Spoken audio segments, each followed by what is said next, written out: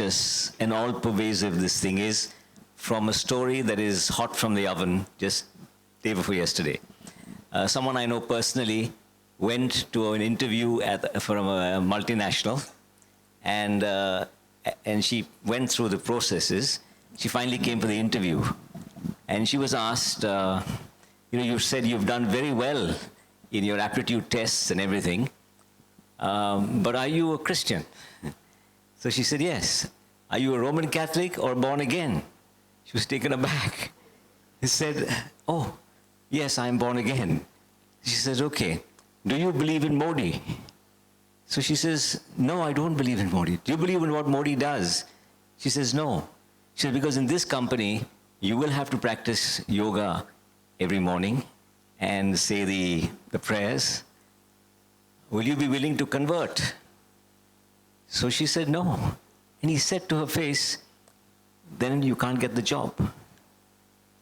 The story doesn't end there.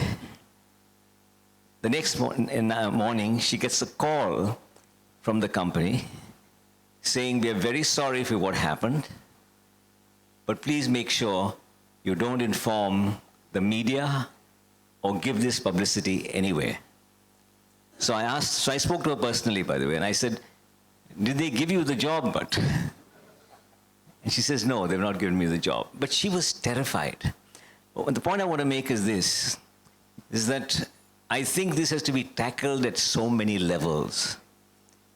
And by the way, the person who called her went out of his way to say, didn't give his name, out of his way to say, that person who interviewed you is not from the company, we had hired an agency, we are very upset at what he has done, right?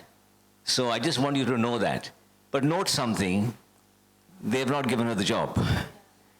Bottom line, she's not got the job, right? And they did say they will see about giving her the job. Now, if it's going to this level, whether that person is true, they will dismiss that person, but this is a multinational company that probably has an international culture otherwise, come here, but which is being sabotaged by this all-pervasive Hindutva brigade. And I think, therefore, if we can start thinking about, how to train people to respond in an appropriate manner. For example, if she had said, he's the Prime Minister of the country, therefore I look up to him. After all, we have to honor our leaders in the country. Yeah. Do you follow what he does? I don't follow everything he does. Okay? So you've got to learn, we've got to train our children, train our young people how to answer wisely and not foolishly. For example, say, will you do this? I will not do anything that violates my conscience. So you see, you've got to be smart on what is happening right now. And therefore I feel, I believe in defeating Goliaths. We've got a Goliath in front of us. That's why my name is David. Okay? And I think what's so great about what Devdan and this core committee has started here is really the training of Davids. We just need 5 stones, small stones, and a sling. And therefore, I think our self-belief that this is not too big for us, we must never lose.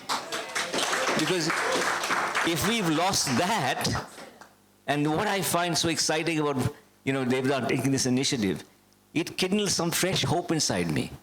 And I don't have the strength, I don't have all these things. But if I can knock one giant down, I would have been successful. And I feel that's some of the things we must ideate on. You see, we talk about the big ideas. How do you take on social media, etc., etc. But let's talk about the Davidic ideas that are small and that can hit giants. And notice David hits him in a strategic point on his forehead and knocks him down.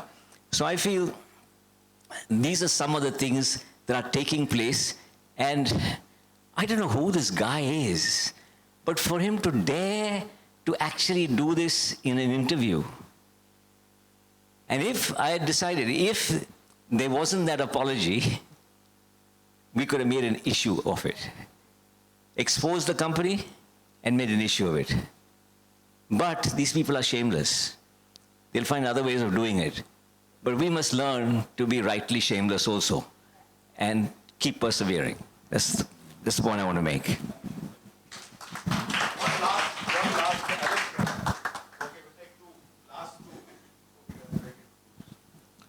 My views are a bit different. Some of my friends may not agree with me. I think with Christians, the most of the problems are created by the community itself. We are always talking about prayers. Do we talk about Constitution anywhere? Do we talk in our gatherings? We hardly do it. We shape the future of our children in a very different way. Those are not fit for the social, mingling. They think Dalits are bad, they think Muslims are bad, they think so and so. They don't read, first of all. They are busy in birthdays, they are busy within their friend circle. They are always there only, they are sleeping in their neighbor's house. They are not sleeping in their own house. This is the way our children have been brought up. And we never read, never read. We are always in music. We are excellent in music and football. So sorry to say this, but we have to change. Unless we change, we can't do anything. We'll be like this only, because this generation is thinking something about the Constitution. The next generation or the next generation may not think about it. Thank you so much. Just to answer his question, I think we must thank BJP for bringing us together. I do agree with you 100% that we are very focused. Prayers, birthdays, everything. But they made us to come together because I think ignorance of law is no excuse. I'm not a lawyer basically, but when this political scenario changed, we started bringing lawyers together, the Christian lawyers, to train our Christian leaders of the constitutions, how to defend our faith and rights. So this is the one initiative that we all have come together. So I do agree, and we are promoting, we are training, we are educating people, and henceforth when we come to the discussion, we will be having this sort of, it's just the beginning, brother. We will be having this program. We have heard these people long time back, and just, as we are discussing on 2nd September, that we will go in a broader this thing. And Mumbai, and even outside Mumbai, now I got calls from even other states also about this meeting. And we were, restricted maybe 80, 85 people for this group. And then let's see how we can take. And definitely, let me tell you, we started a program called Know Your Rights, basically fundamental rights. Then we are doing basic legal training programs. Then we have paralegal voluntary training programs also. And one day, I think everybody will know, at least we'll pass on the baton to the next generation. Thank you very much for that. So, yeah. Yeah, while it is very important to do and to forge struggles on all whatever has been said, I also feel in our heat to do that, we forget the human angle of it. And somewhere it is the human angle that needs to get connected. We don't even have the skills to observe and, express it. I'll give you a very small example. It happened with me, and I'll take 2 minutes to narrate this. So I got off at Bandra station, took a rickshaw, small distance, not willing to go, cribbing all the way. We go to the Lucky Junction, and there is this policeman. A dog comes and stands next to him. He pats the dog, and the traffic police stops the vehicular traffic and makes the dog cross the road. And I observe this, I speak to my colleague who is with me, and this gets me connected to that auto rickshaw driver. Without a fuss, he brings me to where I need to go, and I didn't have the change that needed to be given to him. And he told me that this is a wonderful experience that you have shared with me, and I don't want that money. Don't give me anything. I think we need to connect, we need to develop skills to recognize these kinds of actions of affection, of love, which is very pure, which is beyond. If we continue to do what we are doing, we get exhausted very soon. And we need these refreshers to kind of bring the energy back again. So we need these skills. I don't know how. There were thousands of people around. Nobody recognized that. And nobody recognized it positively. I mean, there's a need to understand that we need to move towards something which is more emotional, which can...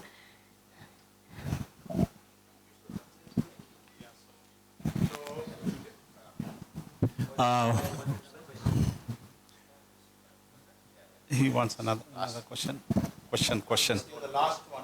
Last, yeah. We are going to go to the table discussion again. I would like to contradict to my friend, like, who just said about the Christian community. I've been born and brought up, like, where my dear Christian friends, like, used to come to my house for sleepover, and we used to go to their house for birthday parties here. So don't make that stop here. Like, that is the good memories which we have lived upon here. And the other thing, like, which I've got in my mind, like, we've been talking always about Hindutva. And Hindutva, we are, like, identifying it with RSS. Now, see, I've been always, like, very vocal in my WhatsApp group with my other friends who are from the other religion. But if you talk about Hindutva and you, like, make them connect to RSS, then you are making the Hindu people by default get connected to RSS. So somehow we have to, like, make use of some other word rather than Hindutva. Because now it's become, by default, Hindutva has become Hinduism. So something we'll have to find another word to replace this Hindutva. Because in all the speeches you always say, like, Hindutva ek soch hai. Hinduism is different and Hindutva is different. But believe you me, it has already become, like, a part of Hinduism. So we'll have to find another way to contradict this, like, that Hindutva and Hinduism is, you don't have to use this word. So something, like, we'll have to find out our ways. And as like what TEESTA said, I really want to go by that, कि कैसा भी लंगड़ा लूला opposition हो उसे खड़ा करना है. Because this narrative also has started coming on in the, like, the people, कि और कौन है? और कौन है ये word, like, is like all my literate friends, like, they always say this. No, we understand BJP ने कुछ नहीं किया या वो कुछ भी काम की नहीं है. But what is the other solution? Alternative क्या? तो हमको ये खड़ा करना पड़ेगा कि कौन है ये opposition. We cannot just say, like, that कि नहीं कांग्रेस नहीं है या आप नहीं है, whatever. But हमको अपने आप में एक पैदा करना पड़ेगा कि there is an opposition who can fight the BJP. तो ये हमको करना पड़ेगा. The other thing is, like, which you were saying in social media, I am a big fan of, like, Dr. Ram Punyani. He just talks on, like, beautiful points about talking from Mughal to colonialism, सब बात करते हो. उनका short, like, 2 minutes, 5 minutes का video we'll have to start, like, distributing, because he talks on points and he is to the T, like, explain करते हैं कि क्या गलत जा रहे हैं हम यहाँ. So I think these things we need to start, like, propagating more. Yeah. In fact, we had invited him. He's out of town, but next, most probably, God willing, he'll be there. And we have been taking him for various programs in this city. Thank you very much. Would like to speak something. So we'll stop at that. But Yeah. Ram and TEESTA, you want to respond? I sort of, it's a general comment, and I sort of a little bit inspired by what you said.